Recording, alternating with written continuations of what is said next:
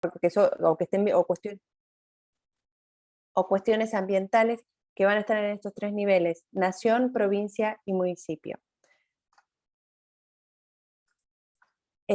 Entonces, la Constitución Nacional, los tratados internacionales también tienen cuestiones de derecho ambiental. Argentina, desde el momento que los ratifica, los suscribe y después los ratifica, pasan a formar parte del derecho interno, también condicionan el accionar. Si, por ejemplo, en un tratado se prohíbe un determinado producto fitosanitario, porque es un contaminante orgánico persistente, eso va a generar un impacto en el derecho interno, y el derecho interno se tiene que adecuar a esa legislación.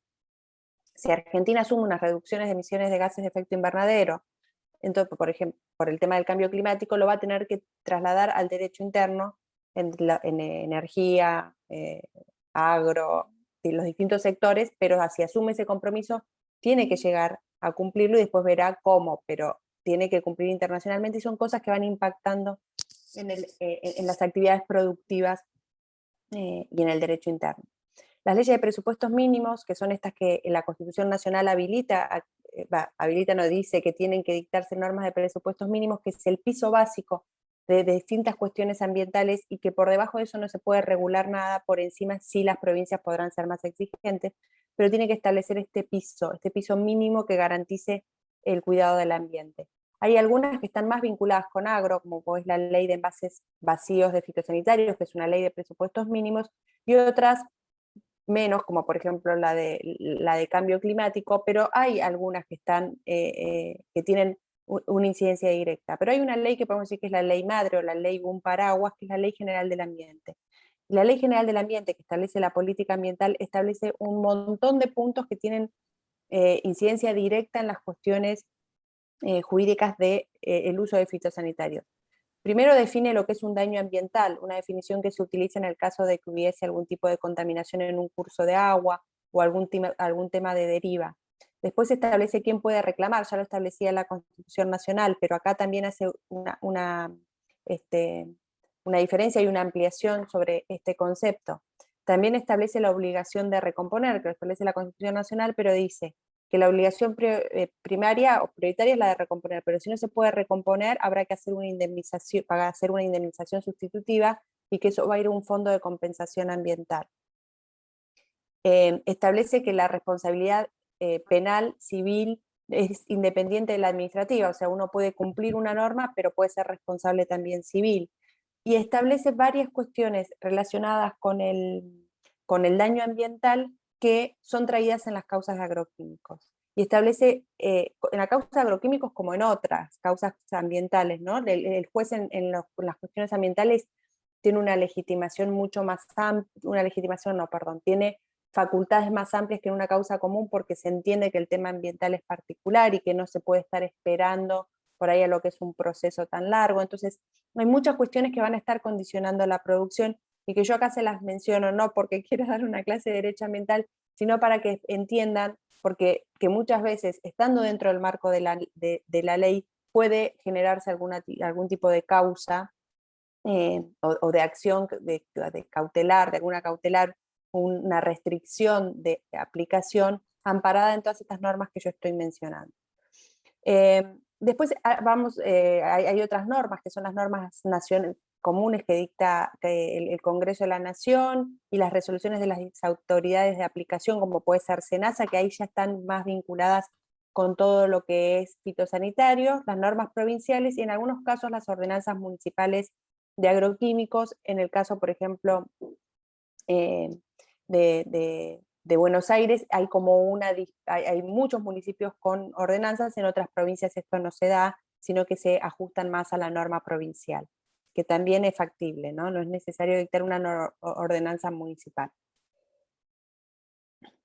De todos estos temas que los que le quiero mencionar, es todas las normas que entran en juego cuando hay que evaluar alguna cuestión judicial. Yo voy a hacer solamente foco, por supuesto, en las normas de fitosanitarios, que es el objeto de esta presentación, para una actualización, para comentarles qué es lo que está vigente y cuáles son las últimas normas. A nivel nacional, ustedes ven bien la presentación, porque yo tengo tanto menú que sale cortada, me avisan si no. A nivel nacional, está la normatividad nacional, vamos a ver el registro de productos, los límites máximos de residuos, perdón, los productos, cuáles son los productos prohibidos, la clasificación toxicológica, el sistema integrado de registro de aplicadores, ampliación de uso de productos fitosanitarios, una norma de orden, una ley nacional de orden público en materia de aplicación de fitosanitarios y el tema de envases. Estos serían las normas que hay a nivel nacional sobre productos vinculadas con productos de fitosanitario que ustedes tienen que conocer para poder cumplir, ¿no? Muchas es probable que muchas o la mayoría es probable que ustedes ya las tengan incorporadas y que las estén cumpliendo. Tal vez sin saber que hay una norma, pero como práctica habitual o como buena práctica en producir. SENASA tiene un registro que es que todos los productos fitosanitarios que se usan y se comercializan en el país están autorizados, que están por ese registro están autorizados y se les da un certificado de uso.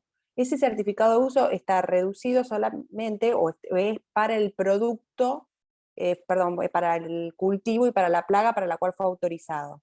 Si ese producto no está autorizado para un determinado cultivo o para el tratamiento de una determinada plaga, y igual se está utilizando fuera del registro y fuera de la habilitación. Estas son consultas que a veces se realizan, sobre todo cuando hay que hacer receta fitosanitaria para evaluar la responsabilidad del ingeniero agrónomo. Y después lo podemos ver. Pero en la práctica es cierto que se utilizan determinados productos para el tratamiento de alguna plaga en un cultivo que no está habilitado. Pero SENASA tiene este registro con todos los productos que están habilitados, ¿no? Así también tiene un registro de aquellos productos que están prohibidos, que son los productos que van a salir del mercado por determinada cuestión. En general las prohibiciones son primero para lo que es la fabricación y después para la comercialización y el uso. ¿Qué es lo importante? Que cualquier producto que esté prohibido no sea utilizado ni sea tenido por ustedes, porque pasa a ser un residuo peligroso. Entonces, en algunos casos puede ser presunción de que ustedes están usando un producto prohibido, o sea, un residuo peligroso, y ahí habilita una causa penal. Entonces, cualquier producto que no esté registrado no lo pueden tener. También son residuos peligrosos los productos vencidos, pero acá es más difícil porque si el producto está habilitado y está vencido, salvo que haya algún tipo de inspección, pero los productos prohibidos, o sea que se sacaron del mercado y son residuos peligrosos, tenerlos puede ser presunción de uso. Entra, y esto lo pongo, entra en vigencia dentro de poco la prohibición del 2,4-D, entra el 24 de julio, pero es el 2,4-D esterebutílico isobutílico. Esta prohibición de comercialización y de uso para el 23 de julio ya entra en vigencia. O sea, está prohibida ahora la importación, la fabricación, lo último que entra operativo es el uso y quedan un par de semanas. Entonces, si alguien tiene algún tipo de producto, sé que en algunas provincias ya está prohibido, pero si tienen este producto deberían dejar de tenerlo para la fecha que va a ser considerado un residuo peligroso, y además el costo después de disponer de esto es mayor porque hay que tratarlo como residuo peligroso. Y otra cuestión que les quiero comentar es que hubo una consulta pública sobre proyecto de previsión de clorpirifos, y esta consulta pública es para sacar el producto del mercado con los mismos plazos que son habituales, primero la prohibición de importación, de fabricación, y luego la de comercialización y uso, pero da un plazo de 1 año para terminar el uso. Pero bueno, es uno de los productos que probablemente vaya a prohibirse en las próximas semanas o meses. Entonces, registro de productos permitidos y registro de productos prohibidos. Después establece los límites máximos de residuos en granos, que es la cantidad que un plaguicida puede tener para ser comercializado. Esto es importante si hay algún tipo de inspección sobre esto, sobre todo en aquellos productos que son directos de consumo humano, pero también los usamos un poco como referencia para cuando encuentran en agua y hay determinadas sustancias que no están reguladas en las distintas leyes de los valores en agua, un buen parámetro es conocer cuánto se puede en alimento para ver si en agua se está superado o no. En los límites máximos de residuos en grano están todos los principios activos, pero en agua no tenemos, hay nada más 3 o 4. Entonces se genera este problema, en particular en algunas de las causas lo que hace la persona que hace los análisis de INTA Balcarce es usar como referencia la norma de la Comunidad Europea, que es súper exigente, establece valores por defecto en agua que son mucho más bajos que lo que establece la misma Comunidad Europea para residuos en granos, y así se generan causas, como habrán escuchado, como la de pergamino. Pero bueno, no quiero entrar mucho más ahí. En todo caso, después cuando veamos algo de responsabilidad civil lo podemos volver a mencionar. La clasificación toxicológica de los productos. ¿Por qué es importante la clasificación toxicológica? Por las distancias. Las distancias que establecen las mismas leyes provinciales sobre, en algunas áreas se puede aplicar productos clase 3 y 4 nada más, o la definición está de área de amortiguamiento, en la cual se pueden aplicar ciertos productos y otros no. Además de por ahí, por una buena práctica, si tenemos alguna zona sensible cerca, utilizar un producto por sobre otro, pero más que nada observar que si la ley dice 3 o 4, usar el producto que sea 3 o 4 y que esté clasificado así. El Sistema Federal Integrado de Registro de Aplicadores de Productos Fitosanitarios es un registro en el cual se intenta unificar todos los aplicadores de aquellas provincias que adhirieron. Salta, Tucumán y Jujuy están adheridas, con lo cual hay un registro nacional donde puede verificarse si están los aplicadores registrados, ¿sí? Entonces estos habilitados, los que se están contratando, cuando se contrata un aplicador, si está allí, está registrado, pero si hay registros provinciales, también se puede verificar a nivel provincial, y es probable que esté más actualizado, porque en algún momento puede haber algún desfasaje entre lo que es nación y provincia. La ampliación de los usos de productos fitosanitarios. Cuando yo les comenté que todos los productos que se registran y que se les da un certificado para el uso es para un determinado cultivo y para una determinada plaga, lo que pasa en la práctica es que se utilizan determinados productos para cultivos y plagas que no están autorizados. Entonces, ¿esto qué genera? Genera, bueno, primero que no es una buena práctica, genera cualquier riesgo que pueda para el que hace la receta fitosanitaria, pero además que no hay límites máximos de residuos establecidos para ese producto, ya sea que vaya para industrializarse, consumo animal o humano, no hay un límite máximo de residuos, porque el límite máximo de residuos que establece la normativa es para aquellos que están aprobados. Entonces, si no tenemos esto, es un riesgo. Entonces, SENASA lo que hizo después de una consulta pública es dictar una resolución en la cual permite que se pueda ampliar este certificado o este registro a cultivos menores que ya existen en cultivos mayores. Entonces, pone una excepción, y es que para los cultivos menores de producción intensiva solamente se pueden ampliar la categoría de clasificación toxicológica 3 y 4, y para los de cultivos extensivos se puede ir a clase 2. O sea, pero nunca puede hacerse una ampliación de un producto que es clase 1, A o B, a un cultivo menor. Bueno, yo acá les dejo después en la presentación el listado de lo que son los cultivos menores y los cultivos mayores, y el sistema que tienen para hacer esta ampliación es, lo puede hacer una empresa registrante, o sea, el fabricante del producto, la asociación de productores, el exportador, un organismo de investigación, no hay límite, digamos. Cualquier organización que esté interesada, una organización de productores, puede presentar esta ampliación de este cultivo. Y los requisitos son distintos de acuerdo a los antecedentes que ya haya sobre ese producto. Si ese producto se utiliza ya en otro país para un cultivo sobre el cual se pide la ampliación, va a ser esta primera columna. Si no existe ese antecedente internacional, pero sí existen antecedentes nacionales o internacionales de ese producto para el tratamiento de una determinada plaga, pero en un cultivo mayor de un mismo grupo de cultivos, será la columna del medio. Y si no hay ningún tipo de antecedentes, entonces los requisitos para completar serán la columna final.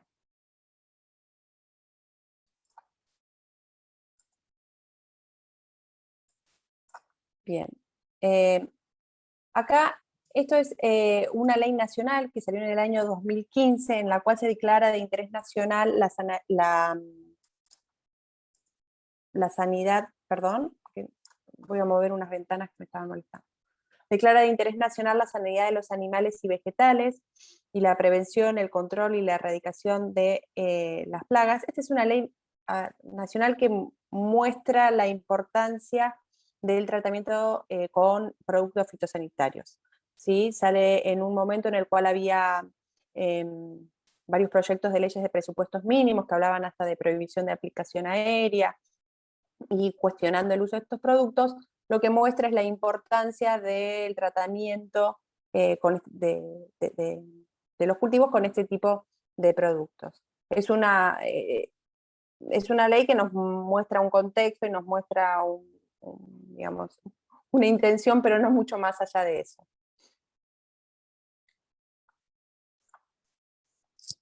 Bien, ahora sí, voy a entrar en lo que es la normativa de provincia por provincia.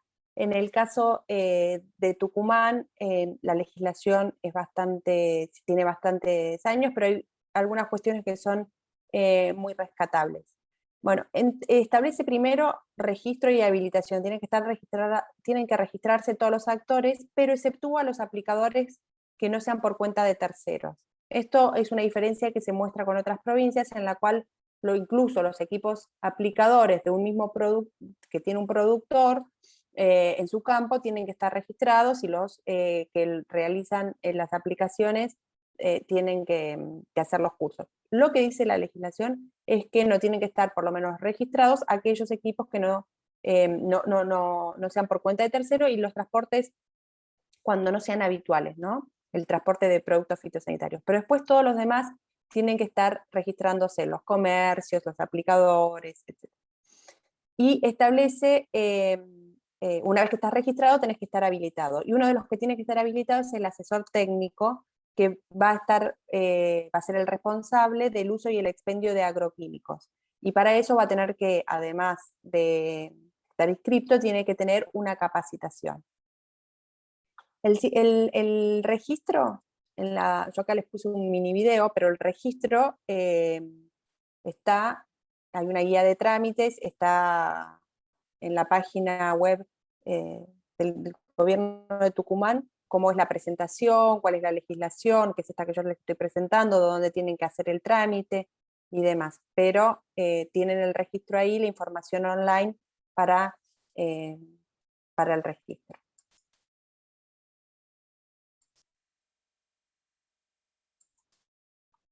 Bien, en el caso de Tucumán, el expendio y el uso, o sea, la venta y el uso de los productos agroquímicos, de aquellos que son los ventas restringidas, lo que era la categoría IB, tiene que hacerse únicamente bajo recetas agronómicas, que son las que van a expedir el asesor técnico fitosanitario, que es el que estaba habilitado y registrado en el registro que mencioné en el slide anterior. Y lo puede hacer para categoría C y D como una buena práctica. Lo que acá hay es una diferencia entre el término uso que hace la ley y hace el decreto. La ley habla de uso, el decreto habla más de expendio. Lo cierto es que lo que hace es una recomendación sobre la aplicación, no es lo que se conoce en otras provincias como una receta de aplicación que divide la receta de expedición y la receta de aplicación, y la receta de aplicación tiene algunas condiciones más, pero acá exige que para esta clase de productos tengan las condiciones, algunas determinadas pautas para la aplicación, pero no sería propiamente una receta como se conoce en otros sitios, que además es obligatoria para todos tipos de productos. Como les decía, el asesor técnico tiene que estar, los asesores técnicos tienen que estar habilitados en el registro. Establece también pautas de aplicación. Para el caso, dice, en todos los casos que hay que considerar la dirección y la velocidad del viento, ¿no? Pero para el caso de aplicaciones aéreas, establece cuánto tiene que ser ese viento y que no se pueden hacer aplicaciones con vientos mayores a 15 kilómetros por hora, y establece una distancia o una zona de exclusión de 2.000 metros. Y establece otras condiciones también, dentro de las que están, creo que los límites máximos de residuos, en granos y en el caso de apiarios que estén dentro de los 2 kilómetros, hay que comunicar el uso de productos fitosanitarios dentro de las 48 horas. Nación también tiene un registro de apiarios para chequearlo, pero bueno, puede ser que la provincia también tenga uno, con lo cual hay que chequearlo. Y en el caso de Tucumán ya está prohibido la venta y aplicación de estos herbicidas 2,4-D desde el 2017. En el caso de Salta, la legislación es un poquito más reciente, prohíbe la aplicación de los productos clase 1 y 2 en los primeros 3.000 metros para lo que es aplicación aérea, y para los productos 3 y 4 deja una zona de exclusión de 500 metros.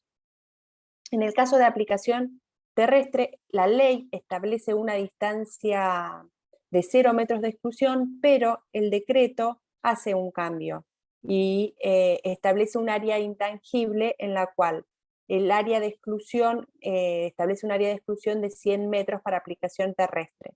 Entonces, si nos guiamos por la ley se puede aplicar hasta el límite, si nos guiamos por el decreto hay una zona de exclusión de 100 metros.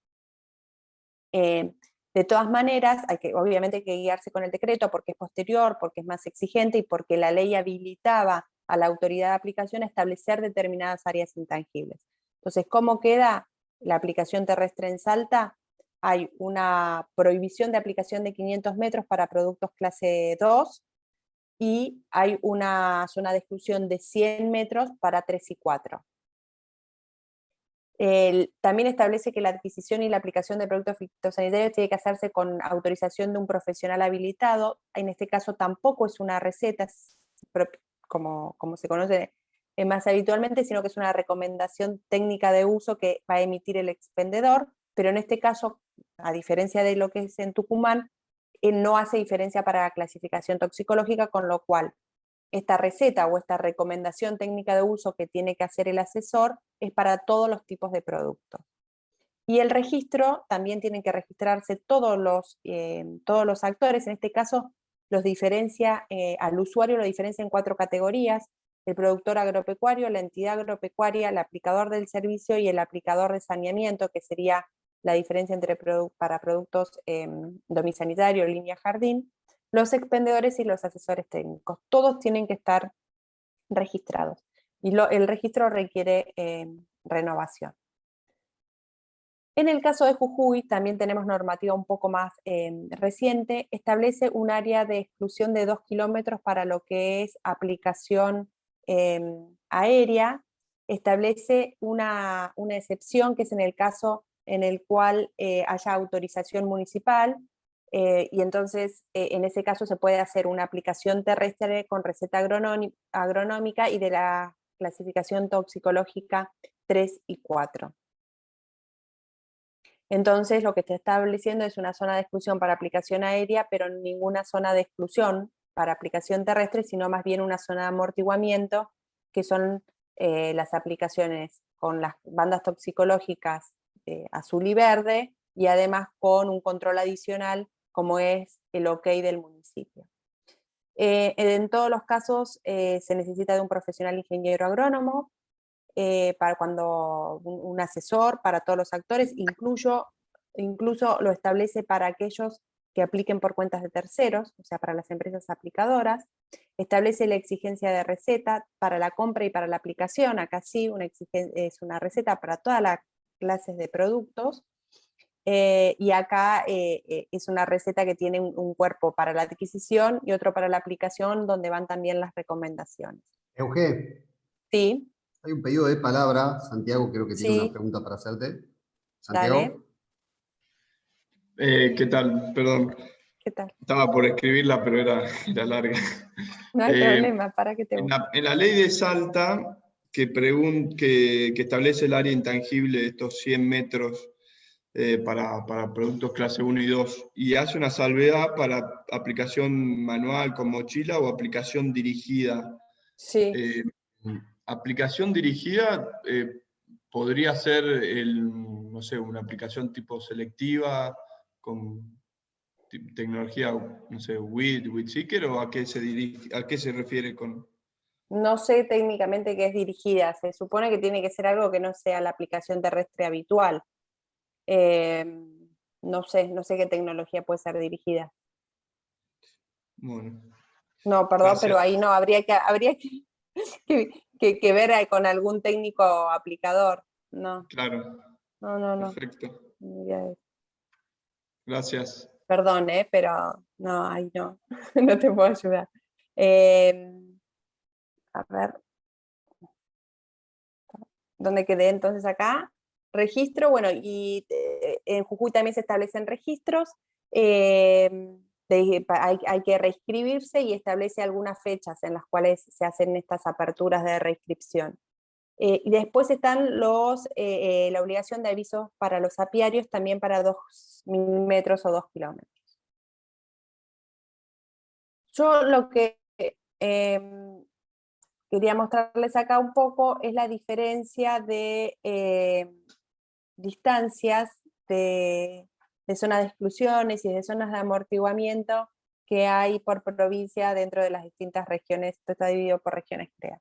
Entonces, como dejarlo como para que vean que cada provincia establece un poco lo que quiere, no hay mucha coherencia, y cuando se va a nivel municipal esto también es más notable, ¿no? Pero bueno, se los dejo acá nomás, era a modo comparativo, pero después también tienen el mapa legal CREA, donde tienen la legislación provincia por provincia.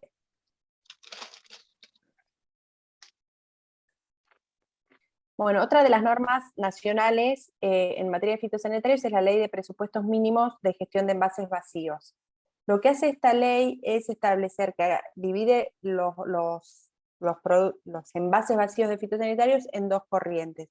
Aquellos a los que es posible realizarles el procedimiento de reducción procedimiento de reducción de residuos, que es lo que llama, que es el lavado o el triple lavado, siguiendo la norma IRAM, de aquellos que no.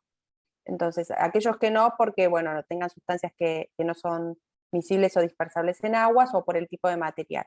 Entonces, los que no van a ser residuos peligrosos, pero los que sí se les puede hacer el triple lavado y el lavado a presión, de acuerdo a la norma IRAM, van a seguir este carril distinto. Y esto fue para sacarlo de lo que era una corriente de residuos peligrosos y que complejizaba mucho el tratamiento y la disposición final. Entonces tenemos estos dos tipos de residuos, fija la responsabilidad de los distintos actores. Los productores, por ejemplo, tienen responsabilidades acá. No solamente es hacer el triple lavado y el lavado a presión, sino también lo que tienen que hacer es capacitar a su personal sobre cómo disponer esto, llevarlos al centro de acopio, etc. Y el sistema establece la ley nacional tres etapas. Una que es el usuario, es el productor agropecuario que tiene que llevarlo al CAT, lo puede llevar en cualquier transporte, no tiene que ser un transporte habilitado ni para residuos peligrosos, sino que lo puede hacer en su propia camioneta, del CAT al operador y del operador a la industria. Este es el circuito que establece la ley de presupuestos mínimos. Sin embargo, como este circuito exige que tenga que haber CAT en todos lados para que el productor pueda llevarlo, las legislaciones provinciales se han ido ajustando a esto y han establecido el rol del comercializador de una manera más fuerte y han habilitado otros centros de recepción que, sin llegar a ser CAT, centros de acopio transitorio, serían como una figura intermedia. Por ejemplo, en el caso de Tucumán, hay una resolución del 2020 y acá hay una figura nueva que es Centro de Almacenamiento Primario, que no está en la Ley de Presupuestos Mínimos, pero que Tucumán lo toma, también lo tomó la provincia de Buenos Aires, una figura similar, para que los productores tengan donde llevar los centros y no tenga que el registrante o el fabricante implementar tantos centros de acopio como partidos haya. Entonces el circuito en Tucumán es puede ir a un centro de almacenamiento primario, un centro de acopio transitorio y después va a ser llevado a un operador o a un centro de disposición final por medio de un transporte habilitado. El centro de almacenamiento primario tiene algunos requisitos para su construcción. Puede estar a cargo del usuario, del aplicador o del distribuidor, a diferencia del CAT, que solamente va a poder estar a cargo del registrante de lo que es Campo Limpio, que es el sistema que está aprobado en Tucumán, no puede haber un CAT que esté fuera del sistema de gestión de envases porque no es legal. Todos los CATs tienen que estar bajo la órbita del sistema de gestión que esté habilitado en cada provincia. Los requisitos de los centros de almacenamiento primario los pongo porque esto pueden hacerlo un solo productor, puede hacerlo un grupo de productores, puede hacerlo un comercializador, puede hacerlo un grupo de comercializadores, puede hacerlo el municipio. Esto lo pueden hacer cualquiera de los actores, y los requisitos que tienen que tener son estos, que son relativamente básicos, pero establece ciertas áreas de exclusión de lo que son ejes divisorios de predios, bueno, de establecimientos de educación, de centros urbanos, etc. Hay algunos requisitos de construcción, como que tienen que estar señalizados, tienen que tener techo, tienen que tener un piso, tiene que estar cerrado, que puede ser con tejido, y estas áreas de exclusión depende del punto sensible que se identifique. En el caso de Salta, perdón, en el caso de Tucumán hay 2 centros de acopio, no lo mencioné, pero después lo vamos a ver. En el caso de Salta hay 5 Eugenia, centros. Sí, discúlpame, ¿te puedo hacer una pregunta? sí.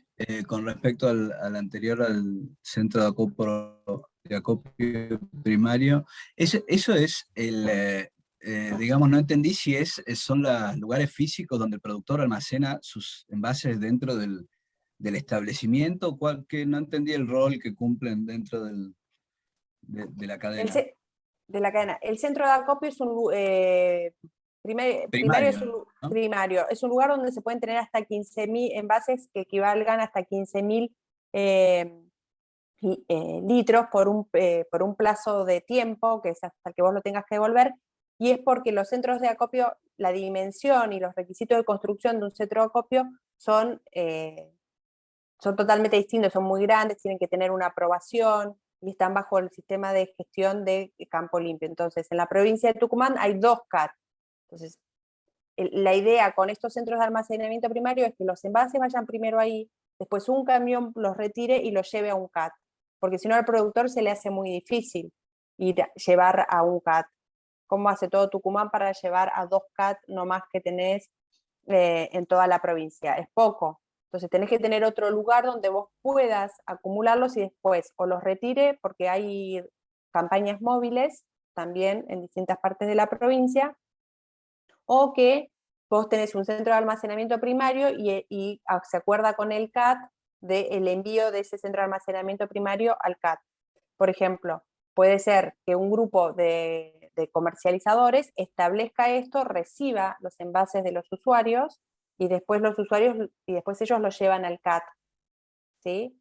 Ese es el rol. El rol es que no hay manera de, si nosotros dejamos que solamente el sistema de gestión tenga CATs, tendría que haber un CAT por cada partido, para que el Bien. productor pueda llevarlo.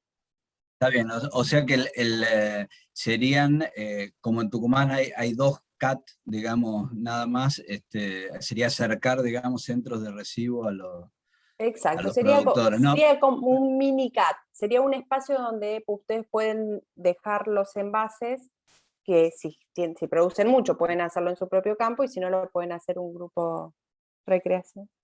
Y eso No, puede vi ser, una línea. eso puede ser oficial y privado. No, me mareé porque como dijiste que puede estar a cargo del productor también o del privado. Pero Sí. eso no hay, hoy en Tucumán no hay oficiales de centros primarios, ¿sabes? No. Creo que sí, creo que hay, esta foto no es de Tucumán, pero de todas maneras no es que haya oficiales o no oficiales, porque en realidad no exige autorización, no exige una aprobación, no es que vos tenés que hacer un procedimiento para entrar a esto, para construir esto, que es un lugar donde vos lo vas a dejar. No necesitas una evaluación de impacto ambiental como necesitan por ahí en algunos lados los centros de acopio transitorio, porque tienen que estar ventilados, tienen que poner un lugar de tratamiento de efluentes. Esto es un lugar donde vos vas a poder almacenar hasta 15.000 litros. Lo puedes tener en tu campo, lo puede poner un grupo de productores, lo puede poner la sociedad rural, lo puede poner los comercializadores. En general es algo que en algunos municipios de la provincia están trabajando los comercializadores. Este, por ejemplo, es el de Trenquelauquen. Creo que esta foto es de Trenquelauquen. Entonces, lo establecen con el municipio hasta que haya un centro de acopio transitorio o hasta que esté habilitado el centro de acopio transitorio más cercano. Bien, pero a ver, en resumen es una iniciativa propia del productor, porque si no es que cualquiera puede, digamos, José Pérez tiene un CAP, porque tuvo la iniciativa y cualquiera puede ir a tirarle o a entregarle los envases a José Pérez, digamos. No, si José Pérez no Es la quiere, no. Y tampoco, no, está bien, me confundí un poco el concepto del rol de ese centro dentro de la cadena, en el sentido de que y tampoco tiene ningún tipo de interconexión con el CAT, o sea, es un lugar donde yo almaceno mis productos internamente, y después yo me encargo de llevarlo al CAT, no hay ningún vínculo con el CAT en cuanto a logística de retiros ni nada de eso.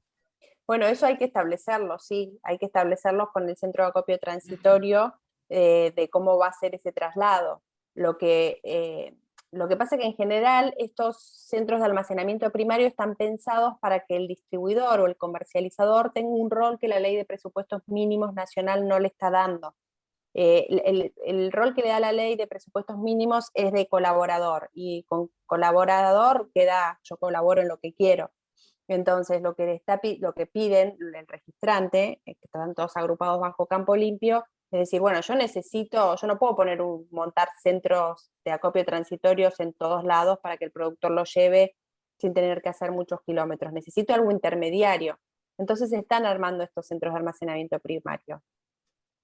Después, por ejemplo, el sistema de gestión, que es Campo Limpio, tiene también la obligación de hacer determinados retiros. Entonces hay muchos retiros, muchos CAT móviles, como lo llaman ellos, que son como unos camiones en los cuales van y cargan ahí. Entonces perfectamente pueden levantar del centro de almacenamiento primario. Ellos mismos buscan, porque hay provincias que todavía no tienen ningún CAT, y sin embargo los envases hay que retirarlos porque la ley ya está vigente. Entonces, si no hay suficientes CAT, ellos tienen que encargarse de buscarlos.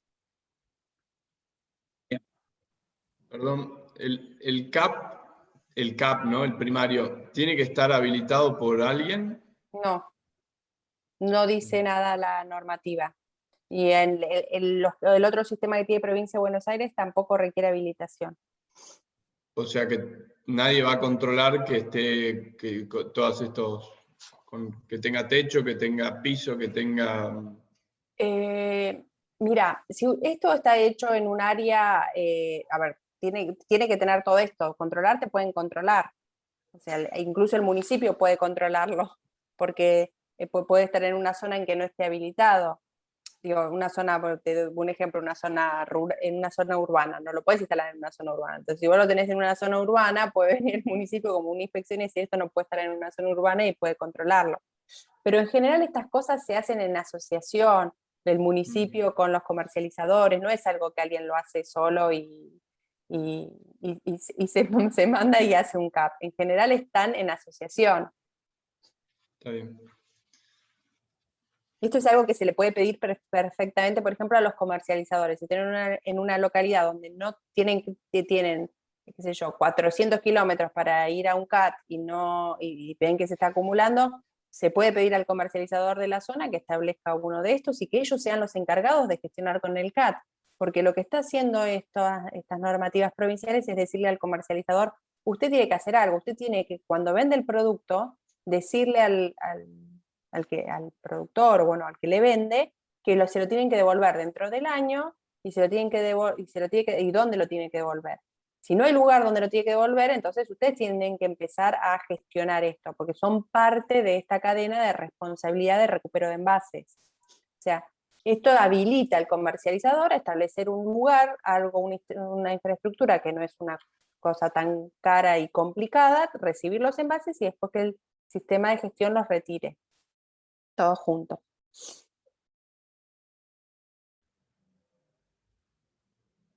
Bien, bueno, seguimos, Euge. A ver si algún Bien. productor... Bien.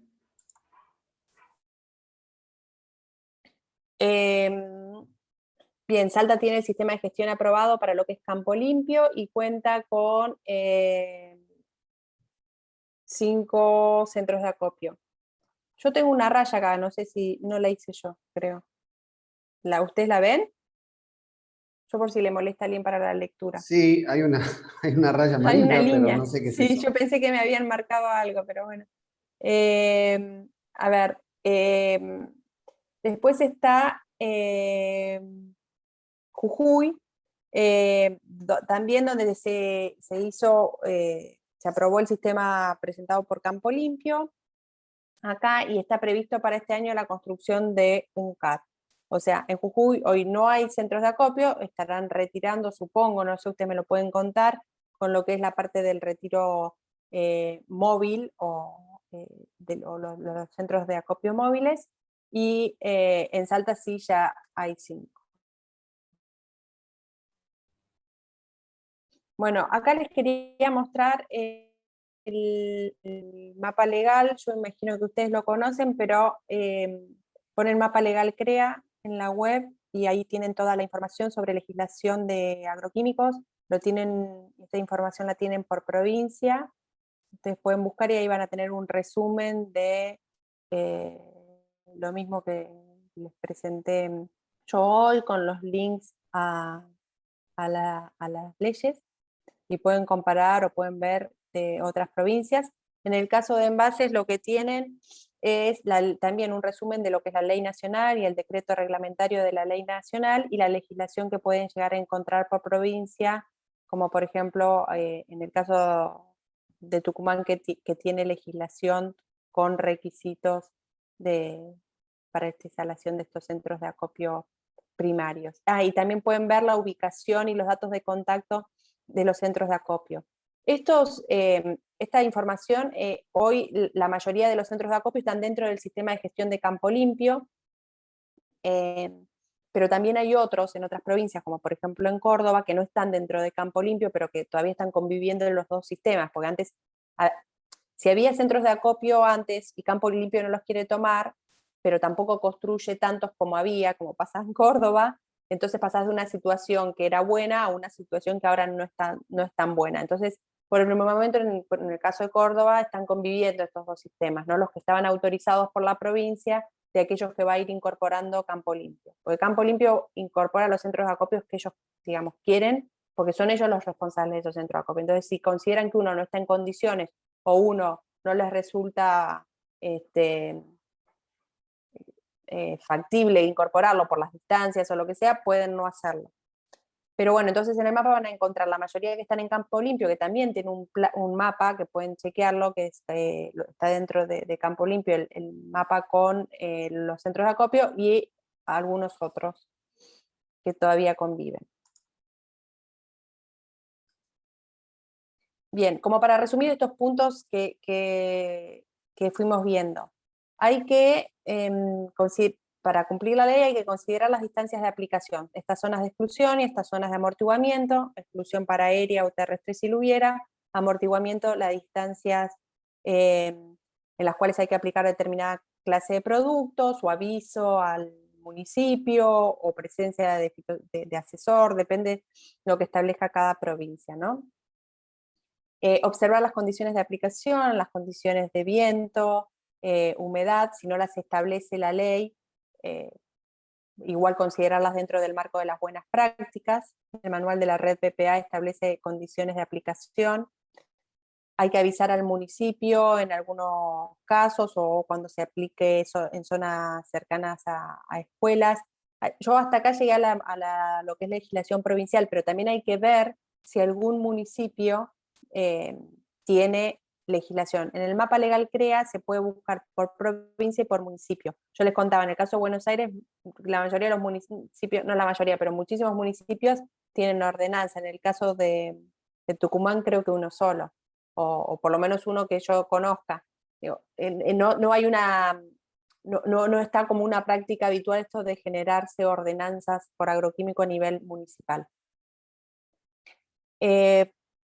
Los productos que están prohibidos o que están restringidos en determinadas épocas del año que no pueden utilizarse, no hacerlos. Si hay algún producto que va a salir del mercado tener en cuenta de ya o utilizarlo o no tenerlo para la fecha en que entre a regir la prohibición, la receta fitosanitaria para compra y para aplicación de los productos fitosanitarios.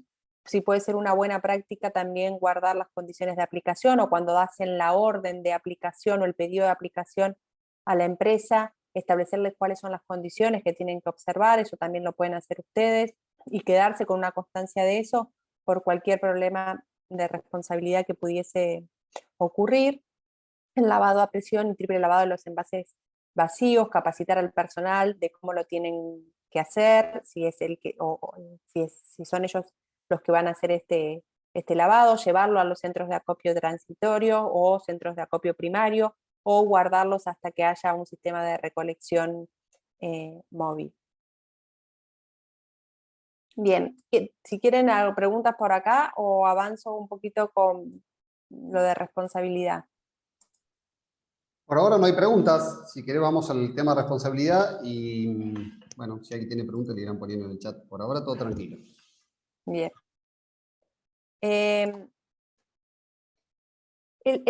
Con esto que yo les comentaba del avance del derecho ambiental a partir del 94, con la incorporación en la Constitución Nacional y algunos temas en los tratados internacionales, se ha venido dando como una ambientalización del derecho. Entonces, desde el 2008, podemos decir, la Corte Suprema de Justicia de la Nación tiene ciertos fallos que establecen verdaderas doctrinas de política ambiental que condicionan y establecen cómo dictar normas, qué tienen que tener esas normas, qué hay que observar y algunos requisitos que tienen que tener las políticas, siempre considerando este bien jurídico ambiente. Pero además en el 2015 se hizo una reforma del Código Civil, se unificó el Código Civil y Comercial, y en esta modificación podemos ver un poco esto, y se pasa de la función de reparación o de recomposición del derecho civil, se genera un daño y hay que indemnizar, a una función preventiva. Y el Código Civil establece una acción preventiva de daño, que es cuando una acción u omisión antijurídica hace previsible la producción de un daño.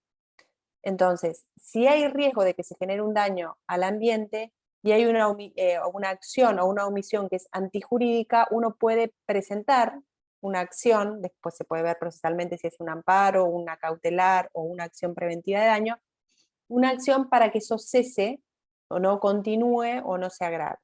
Cuando uno dice una acción antijurídica, dice, bueno, yo estoy produciendo, la actividad la estoy haciendo en el marco de la ley, por lo tanto no entro. Bueno, sí entra porque se considera que es antijurídico generar un daño a alguien que no tiene por qué soportarlo.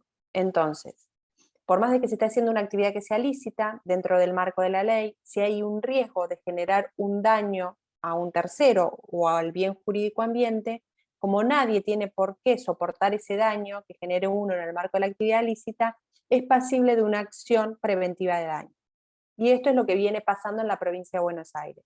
Yo creo que me vas a generar un daño porque estás aplicando a 150 metros del curso de agua, a 50 metros de la escuela, a 300 metros del pueblo. Entonces se inicia este tipo de acciones, en las cuales se piden unas zonas de exclusión de 2.000 metros, 3.000 metros para el caso de aérea, depende del caso. Entonces, la función esta nueva, digamos que podemos decir que se incorpora con el tema ambiental en responsabilidad, pasa de lo que era la tradicional reparación o recomposición a la acción preventiva. La reparación y la recomposición es lo que yo les comenté antes, que cualquiera que genere un daño tiene la obligación de recomponer.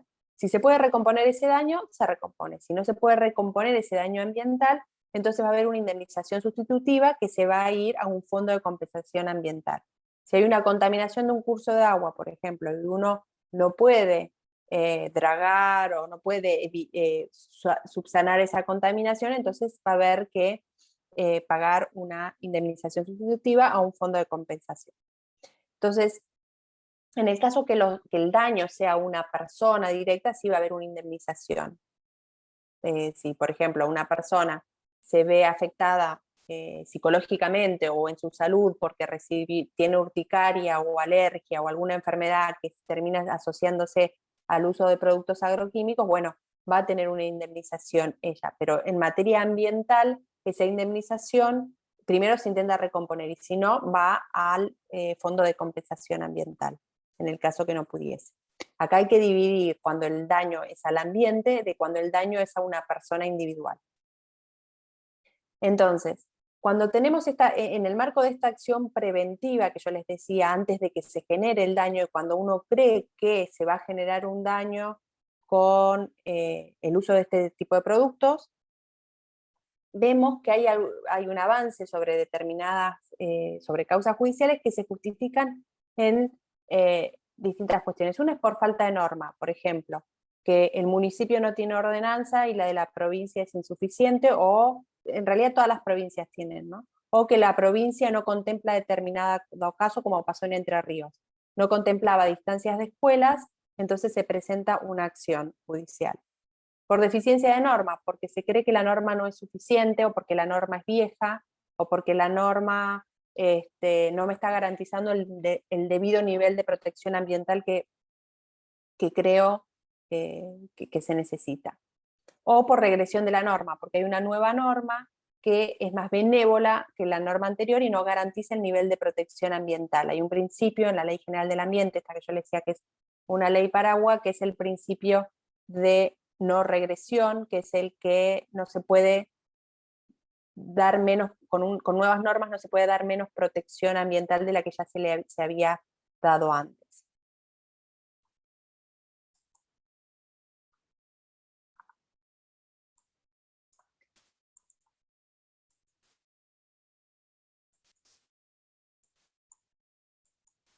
Bien, y acá hay algunos ejemplos de casos que ustedes me dicen si quieren avanzar o empezamos a conversarlos.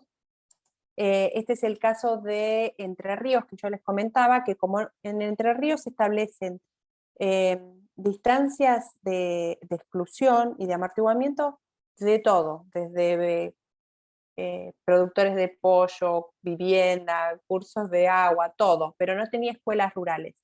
Entonces se presentó primero una causa diciendo, bueno, pongan, como no hay escuelas rurales, pongan por favor unas distancias de exclusión que sean de 1000 metros para terrestres y de 3000 para aéreas, para todas las escuelas de la provincia, las escuelas rurales. Esto avanzó y se dio esta cautelar, entonces por un tiempo no se pudo aplicar en esa zona. Lo que hizo el gobierno de Entre Ríos es sacar un decreto en el cual se achican esas distancias y la Corte, esto llega hasta la Corte de la provincia y dice no, el decreto es inconstitucional porque no está contemplando las mismas, no está contemplando que con estas distancias no se va a generar ningún tipo de daño. ¿Sí? Tiene las distancias que se vayan a establecer o las condiciones que se vayan a establecer para la aplicación, tienen que tener en cuenta lo que se dijo en la sentencia cuando se fijaron 1000 y 3000 metros.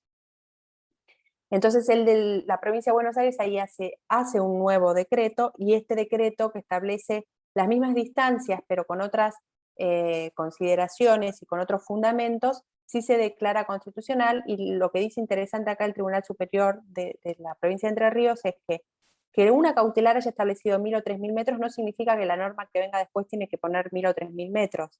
Que acá no, eso no significa que hay una regresión en materia ambiental, sino que lo que ha hecho el gobierno de Entre Ríos con este decreto es fijar determinadas pautas y condiciones que están garantizando el mismo nivel de protección cuando se están estableciendo zonas de exclusión de 100 y 500 metros para clase 3 y 4, y 500 y 3000 para clase 1 y 2. Entonces, lección aprendida acá, faltaba regular algo, se presentó una acción y prosperó. Estas acciones en general prosperan siempre, y además nos enteramos de las que prosperan, porque nos llaman, pero prosperan siempre, ya sea, como yo les dije en un momento, siempre como acción preventiva, ¿no? Prosperan porque no hay norma, porque consideran que la norma es deficiente o porque consideran que la norma es regresiva, pero la presentan diciendo que hay riesgo por agroquímicos y le dan la cautelar. Y después es muy difícil, porque los plazos son muy extensos, es muy difícil revertir esta situación en un corto plazo.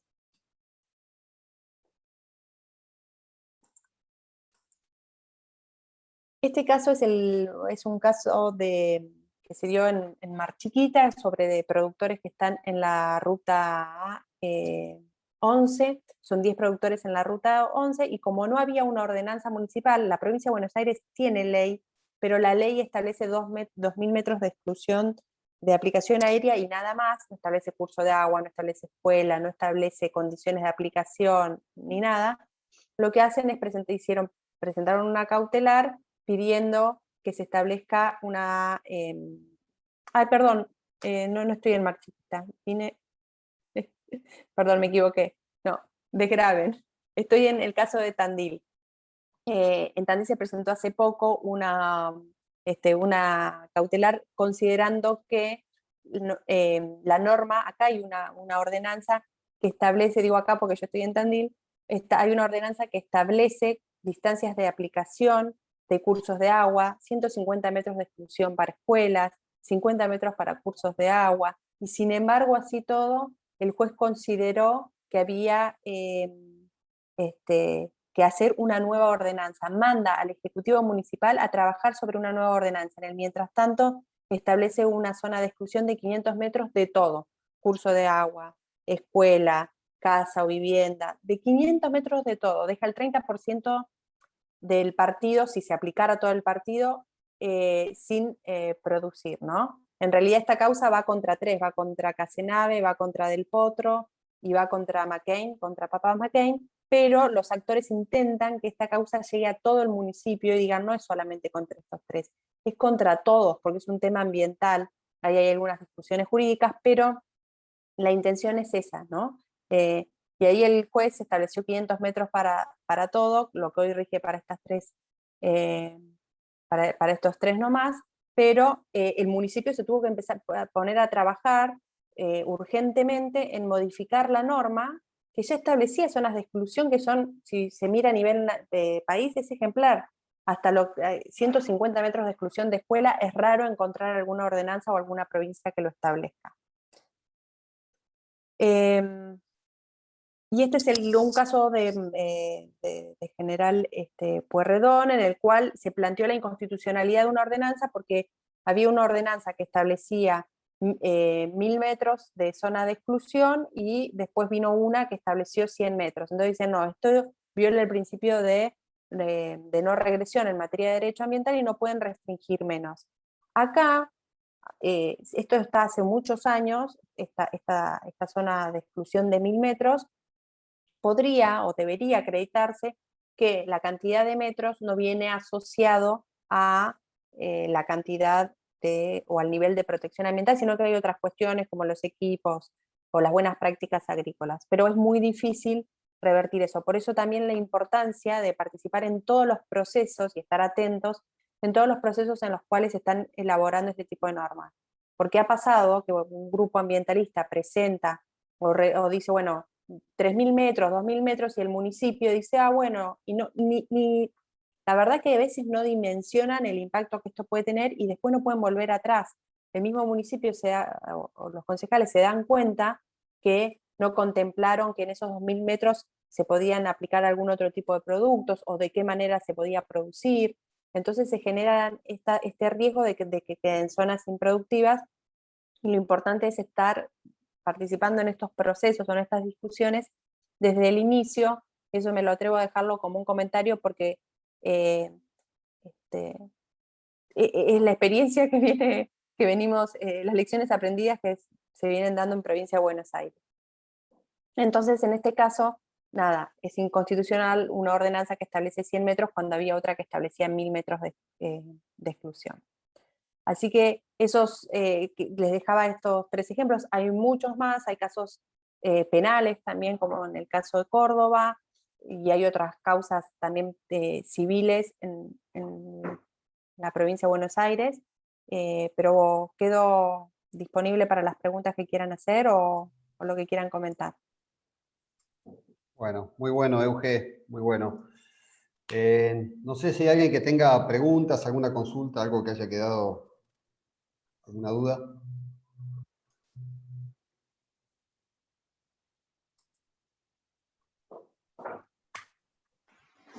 No, creo que quedó bastante claro. Muchas gracias. Una Matías, preguntita. Sí. Matías, dale. Hay, a ver si sabe cómo es el camino, porque hay una consulta pública para la prohibición del uso del fipronil, ¿no? Que esa es bastante nueva. ¿Cómo es el camino de esas consultas y cuándo termina? En la página de SENASA en la página de SENASA podés ver las consultas y ahí se puede participar. No está, pero a lo que voy es, ¿cómo es el camino de estas cosas y qué significan? Si aparece la consulta, por lo general es porque se va a prohibir. Sí, sí, Ujú. ¿Y sí. cómo son los tiempos por lo general?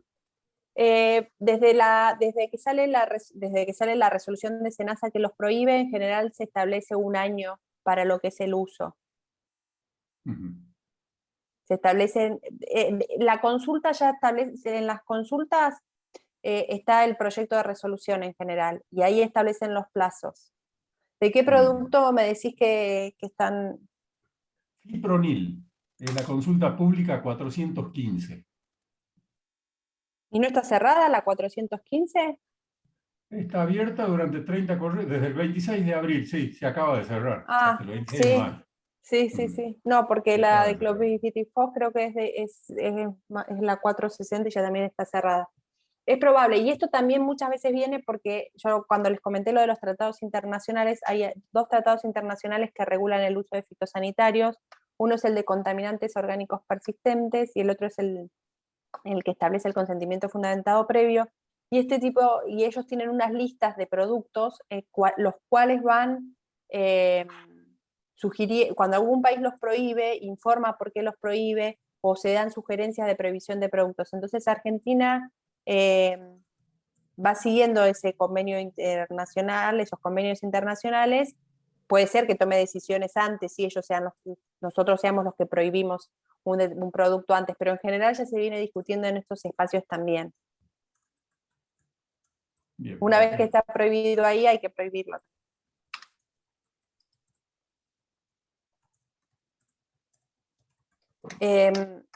Si quieren un poquito más con el tema respecto del tema de responsabilidad, yo comenté lo que es responsabilidad civil, hay otra responsabilidad que es la responsabilidad penal. En Argentina hoy no hay delitos ambientales penales, no hay el Código Penal no tiene un capítulo de delitos ambientales, hay muchas propuestas de proyectos. De hecho, hoy a la tarde tengo una reunión y la semana que viene, el lunes también tengo una con una de las senadoras. Hay muchos proyectos y se va a incorporar, y está bien que se incorpore porque los grandes contaminantes, las industrias, las empresas que pueden generar un vuelco a un curso de agua, no tienen sanciones penales ambientales. La única opción de castigo penal es la ley 24051 de residuos peligrosos, que es lo que pasó en el tema de agroquímicos en Pergamino y lo que pasó con agroquímicos en Córdoba, en el barrio de Ituzaingó. Pero es una ley de residuos peligrosos, entonces hay que forzar y decir que un producto fitosanitario es un residuo peligroso en determinadas condiciones para que haya lugar a un daño, a un delito penal. Pero si no, no hay más norma que puede impactar que eso, ¿no? Pero bueno, sí, tenemos antecedentes por uso de fitosanitarios también de responsabilidad penal.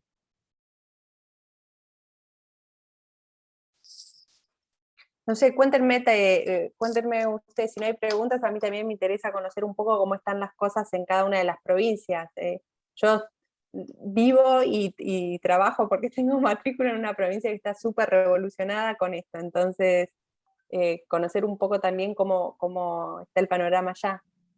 Por ahí no sé si hay alguien de la zona de Tucumán o Santiago del Estero, que los últimos 2 años hubo muchísimos problemas, incluso para traslados de máquinas, secuestros de máquinas, policía en el medio. No sé si hay alguien de esa... Sí, conozco el caso de Tucumán que secuestraron una máquina porque no estaba, decomisaron una máquina porque no estaba registrada. una de Santiago que estaba en Tucumán aplicando. Pero con el tema de aplicaciones, por ejemplo, de distancias de aplicación, esto de zonas de exclusión y demás, hay algo, porque acá hay un movimiento de un grupo de abogados ambientalistas que es como que va observando qué va pasando en cada municipio. Entonces, si no hay norma, trabajan o se está elaborando una norma y no les gusta, empiezan a trabajar ahí. De hecho, hay como ya una estrategia media armada de análisis de agua, encuentro partes por billón 0,00 no sé cuánto y digo que hay agroquímicos en agua. Entonces, hay un avance judicial bastante peligroso. Hola Euge, te habla Laura, ¿cómo estás? Hola, Laura, ¿cómo andás? Bien, bien. Mirá, Euge, acá estamos, por lo menos en la zona que uno anda, ¿no? Lo más complicado, debe haber gente del rodeo, pero lo más complicado es la zona de Pozo Hondo, que el año pasado te comenté, que es la zona esa que, bueno, está como más complicada.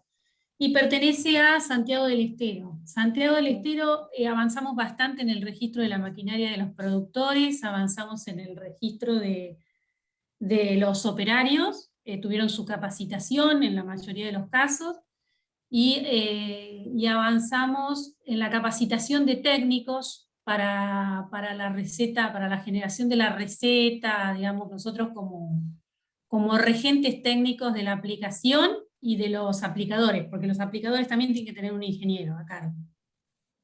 Sí. La verdad es que lo fui haciendo mucho de la mano del Colegio de Ingenieros, colaborando para que se lleven adelante las cosas, y lo que genera a veces, y bueno, te debe pasar a vos, que cuando vas transitando este camino, creyendo que vamos hacia algo mejor y hacia algo que realmente es sentido, y trabajar por el medio ambiente y demás, empezás a encontrar cosas que son indefendibles, digamos, cosas que hasta a mí como técnico me da vergüenza pedirle al productor, porque es algo que se transforma en una catarata de pedidos y cosas que no lo hacen para nada fácil, y que tampoco le encontrás el sentido, a pesar de ponerle toda la buena voluntad que a vos te ocurra en la cabeza, ¿no?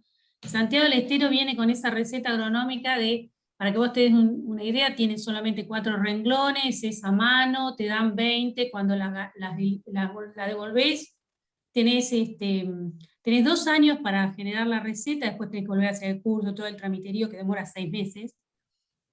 Es algo que es inaplicable en empresas grandes llevar ese ritmo. Te aseguro que es inaplicable. No sé si hay algún técnico que hizo el curso, pero nosotros los que hemos hecho el curso nos quedamos mirando, no podíamos entender. Y bueno, y otros productores, otros técnicos que había, vos veías, trabajaban en cebolla, en qué sé yo, en cosas que, bueno, tal vez para ellos es fácil, pero uno lo quiere llevar al campo y es inaplicable. No sé, ¿cómo se hace eso, Euge? ¿Cómo se trabaja?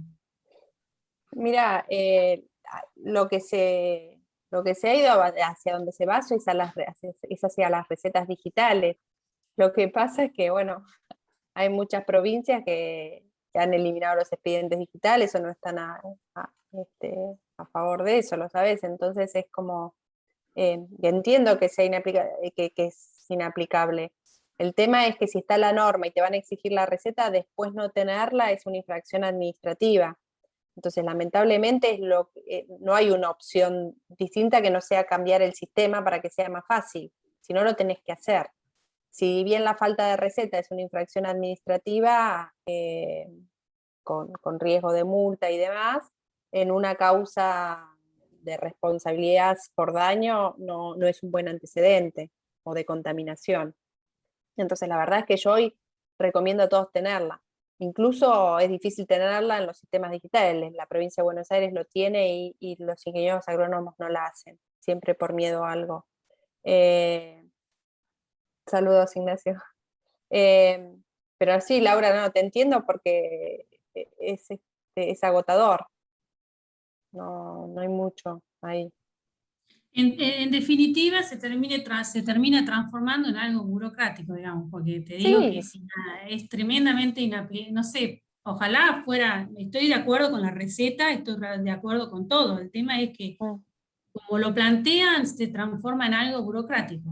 Esa es Y la el Colegio pena. de Ingenieros Agrónomos no puede no proponer establecer algún sistema online o que ellos sean los encargados de gestionar las recetas, como por ejemplo es en el caso de, yo creo que Entre Ríos lo tienen ellos. Sí, El Colegio en de Santiago Ingenieros. también lo tiene el colegio, pero está muy abocado a lo que te dije, ¿no? A cebolla, qué sé yo, no sé, algodón, no sé. Pero no para nosotros. No te había entendido que la tenía el colegio. Sí, la tiene, todo lo que Ahí está, va. en realidad es el colegio con el Ministerio de la Producción, es todo una cosa así, pero sí, lo de las capacitaciones la da el colegio. Pero bueno, no han tenido cautelares respecto a las zonas todavía. Mira, lamentablemente, no sé si hay alguien sí hay están pasando cosas raras en la zona de Pozo Hondo, a tal punto que en la última conversación que tuve con ellos tenían que solicitar permiso a un fiscal para poder mover la maquinaria de una punta a la otra, pero debería haber alguien del rodeo que lo pueda contar, porque ellos eran los que más complicados estaban, no sé si hay alguien. Me parece que no veo a nadie. No, no tenemos nadie Sí, del está rodeo. complicado. La zona de Pozo Hondo está ahí como algo medio raro. Y otra cosa, Matías, también con Laura, Sofi, Lajitas. Ah, Laura, Antonio. Ahí está Antonio, a ver. ¿cómo me negás, Laura? Perdón, alguno tenía que haber ahí que cuente un poquito. Vos, No, Antonio, está debes bien, estar más está bien. empapado. No, a ver, te cuento, yo estoy a 50 kilómetros de Pozo Hondo, no, y no estoy con no estoy con ninguno de esas problemáticas particularmente. Sí sé que, a ver, Diego y Lucas Gallardo, ellos sí han tenido algunos inconvenientes ahí en la zona de Tacana, para mover la máquina, pero ahí, ¿no? Hablamos de metros, ¿no? En eso sí han tenido muchos inconvenientes ellos. Yo no, sinceramente no he tenido ningún inconveniente, de ninguna clase. O sea, porque no tengo control y bueno, en ese caso, en el caso puntual nuestro, es un solo campo, las máquinas se mueven dentro del campo, o sea, quizás tampoco lo tendría en el caso particular nuestro. No sé de otros lugares donde por ahí tengan lote o campos separados y que tengan que transitar por la ruta. Pero no he escuchado nada. En la zona donde yo estoy no escuché nada.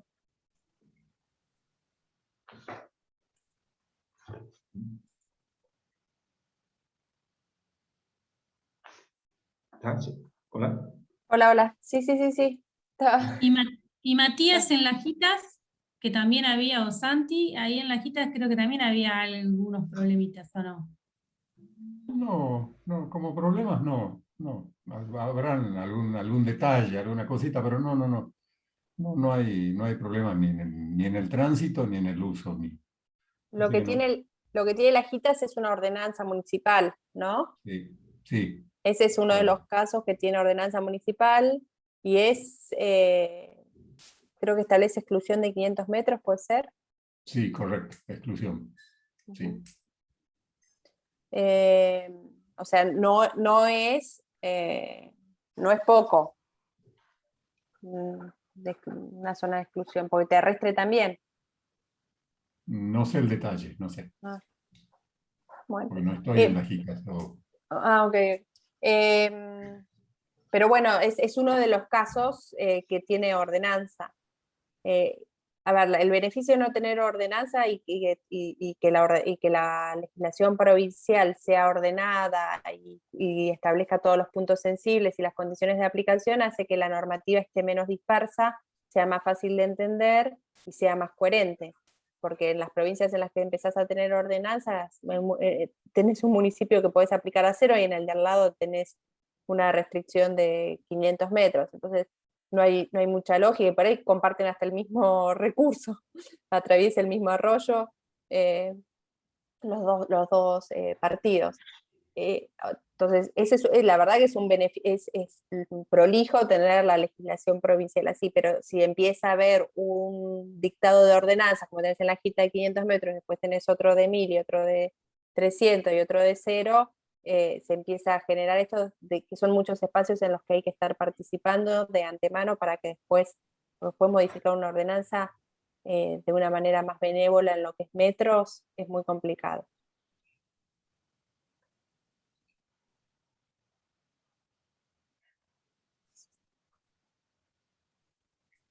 Bueno, buenísimo. No sé si quedó algo pendiente. La charla, bueno, la estamos grabando. Esta presentación de Euge la grabamos y seguramente después haremos el extracto y lo vamos a ir pasando a los asesores para que la tengan en los grupos CRE de la región. De mi parte, bueno, creo que no sé si hay algo más, Euge, si quedó algo pendiente, no veo preguntas ni consultas, así que bueno, de mi parte agradecerles a todos por haber estado hoy, por haber participado. Euge. Bueno, no, gracias a ustedes. Cualquier consulta, bueno, ahí yo les había dejado mis datos en la presentación, así que, pero bueno, espero que no lo necesiten. Espero que no lo necesiten. Les voy a poner mi mail en el chat para aquellos que no lo tengan, por si tienen alguna consulta, algún pedido o algo, me mandan esa dirección de mail y los contacto con Eugenio. Bueno, dale, perfecto. Muchísimas gracias a todos. Gracias, Eugenio. No, Bueno, a ustedes. Chao, hasta luego. Hasta luego. Chao, chao. Gracias. Gracias. No, hasta luego.